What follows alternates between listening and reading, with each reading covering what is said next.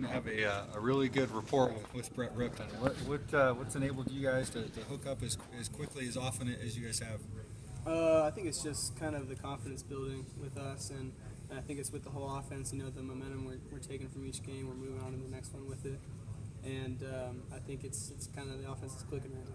The first couple games, you didn't have a ton of catches. What's it been like these last few weeks to see that coming back to kind of the way it was last year?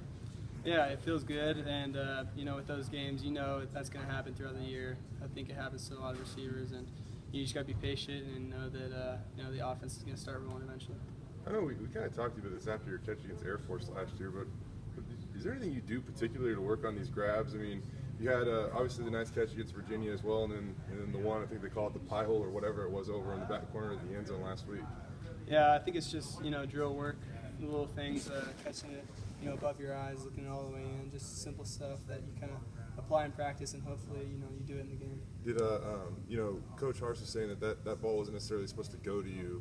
Had you guys practiced that throw, or when did you kind of realize that it might be looking your way on that play? Yeah, that play, I don't think I was really in the progression, but I think Brett just saw the safety kind of sitting there, and you know, we run that raid route all the time, so he knew that I was going to be in the corner of the end zone, so he just gave me a chance. What kind of goes through your mind in terms of catching that ball and then making sure you get a foot down? I mean, how's that? Did you get pretty good whereabouts on where you're at in terms of on the field there? Yeah, kind of. I mean, you're looking at the ball for a while, so you can't really get a glimpse of where you are. But I just kind of knew I was heading toward the back, so I just tried to get my one foot in.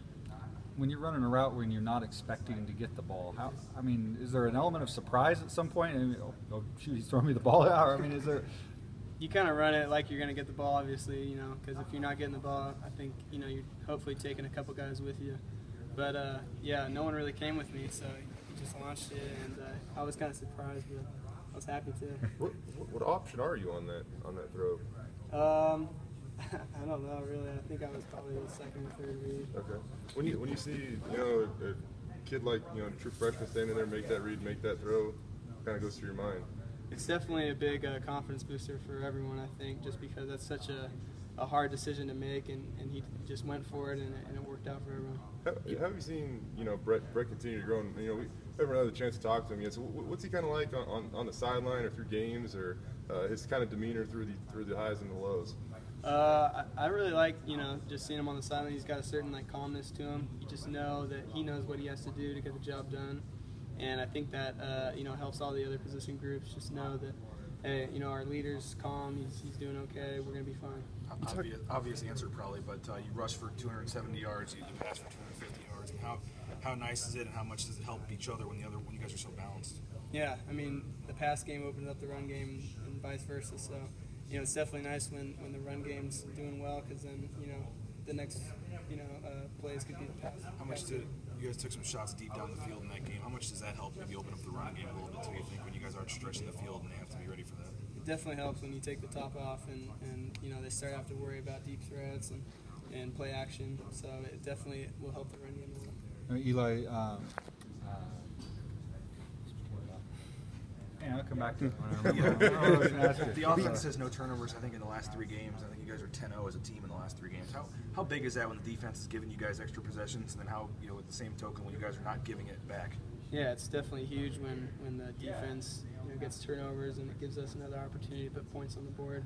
And even looking back on it, I feel like we still left some points out there. So, you know, that's something that we'll correct, and hopefully we'll have it going into the next game. Taking care of the ball, though, for an offense, another obvious answer probably, but how big is that for you guys when you are taking advantage of the opportunities you have and not having turnovers on offense? Yeah, it's a really big deal because, you know, like Harsin says, turnover battle is everything, and that usually decides who wins the game.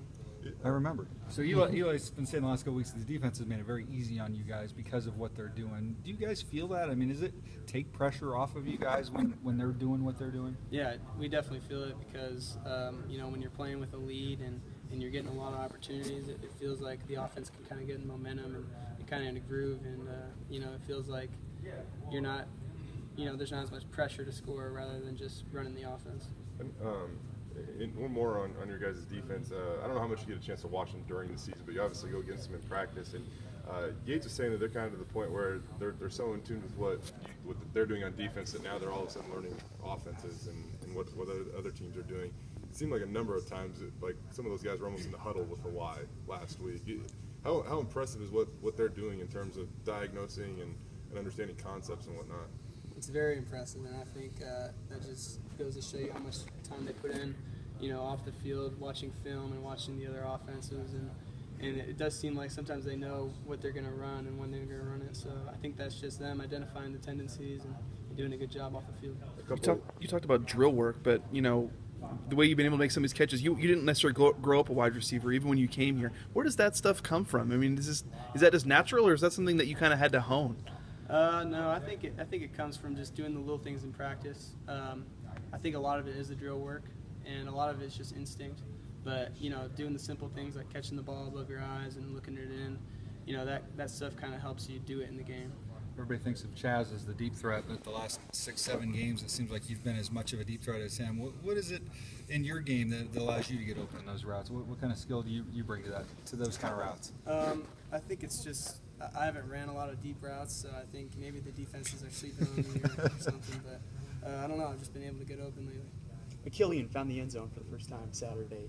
What's he give you guys to that wide receiver group, and how nice was it to see him get a touchdown? Yeah, we were all pumped up that he got in the end zone for the first time, so that was good to see, and he brings a lot to the wide receiver group.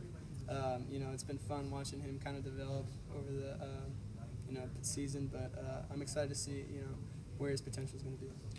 Chaz called him an old soul. I don't know exactly what he completely meant by that, but just referring to his touchdown, he said that he didn't really get even that excited on the sideline.